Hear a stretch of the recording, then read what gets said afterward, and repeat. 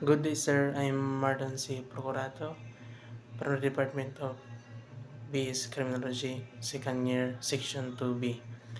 I will report 20 terms about this subject, specialized crime investigation with legal medicine. So number one is special crime investigation. Special crime investigation concentrates more on physical evidence, it collections, handling, identification, and preservation in coordination with the crime laboratory. So, special crime investigation is nag-focus na siya sa physical evidence makita sa crime scene mo mga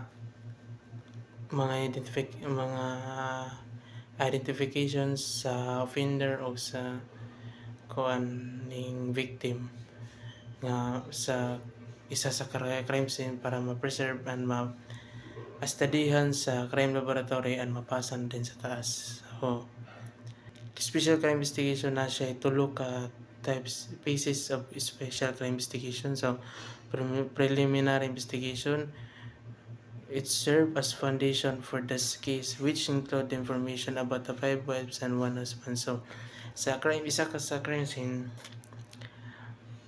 ang buhaton sa investigator is mag-collect siya sa mga information about sa sa crime scene. So they use 5 wives and 1 husband. So ang 5 wives is siyang where, when, what, why, who, and then ang 1 husband is how. So sa in-depth investigation, it is the re-examination of all leads secured during primary investigation. So ang in-depth investigation, unsay makita nga nasa primary investigation, nakita niya nga ang mga physical evidence, information, i-re-examination siya sa paabot mo sa in-depth investigation para ma-secured siya, so para mapasa na din siya sa final investigation. So sa final investigation is the final phase of investigation. So muna siya ang So number 5 is destero. Is the penalty for killing one's spouse or daughter or their sexual partner after having surprised them in the act of sexual intercourse of immediately thereafter. So destero is penalty but not prison. Ang tao nga mapinaltihan aning ang offender nga mapinaltihan aning destero is di siya mapreso, kundi palakunan siya ana nga lugar kung asa siya nakapatay sa iyang asawa or sa kasiping sa iyang anak o ingana ba kay para walay mahitabo sa iya nga relative sa ato nga mobalo sa iya. Kaya ang destero manggod, ang offender is gigaan siya og protection laban sa mga kadugo nga mobalo sa iya. Gestero is mugana lang ni siya kung marriage mo sa imong asawa dayon na sa imong panimalay sila nagbuhat og sexual intercourse dayon na ako surprising ka sa ilang gibuhat. Next is murder. Murder is where a person of sound mind and discretion unlawful kills a human being with malice aforethought. So ang murder is kanang unlawful na siya pagpatay sa usa ka tao, like by means of fire, sunog ni mong tao, then by means of poison, by means of explosion, by means of shipwreck, by means of travels vessel. So daghan og pamaagi nga pagpatay sa usa ka tao. In the article 255, infanticide, it is killing of a child less than 3 days old. So pag less than 3 days old, infanticide ang tawag na kung mapatay ka. Abortion, the termination of a pregnancy after accompanied by resulting or conclusive by the death of the embryo or fetus. So abortion, yung gipa-abort ninyo mo na ang kaso kung mapa-abort mo nga tayo ninyo ang fetus or embryo masya. So derita sa identification of person. Points to consider identifying the person: face, eyes, nose, head, condition of the hair, ears, mouth, body, build, height, weight, gait, complexion, mannerism, hands and feet and teeth. So kani siya tanan is mo ni siya ang maka isa nga maka-identify sa isa ko sa katao. So una is face. It's very important means of identifying the person. Siyempre, kung ang naong mo jud makita kung wala siya nagmask, makita man jud ang naong.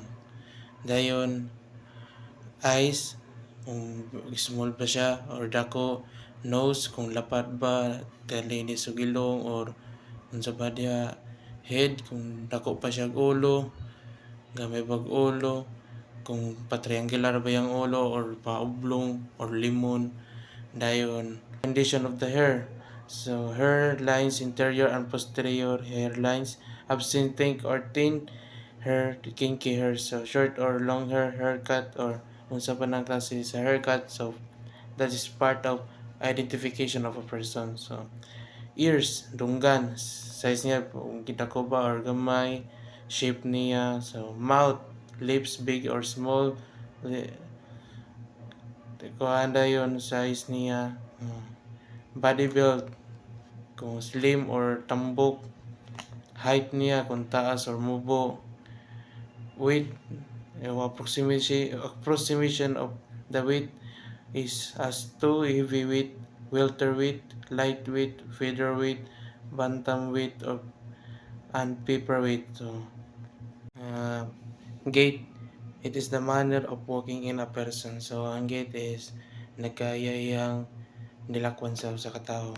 So, a toxic gait, a gait in which the foot is raised high and forward and then suddenly drop down on the floor. So, ang nilakwan niya is kita niya na siya, mas pang high, ana siya dayon, suddenly drop down nga wala nila na malay-malayan, ma-drop na nagilaha nga walay gamit yung force. So, lakaw siya nga ana drop dayon pag ana drop dayon ditso nga wala nila gamitin force. Cow's gait, a manner of walking due to knock ni like that of a cow. So kimpi, kanang kimpi og tiil nila kwan. Paratic gait, a manner of walking in which the feet and legs are held wide apart and then moves forward with short step, dragging the foot behind in the walking.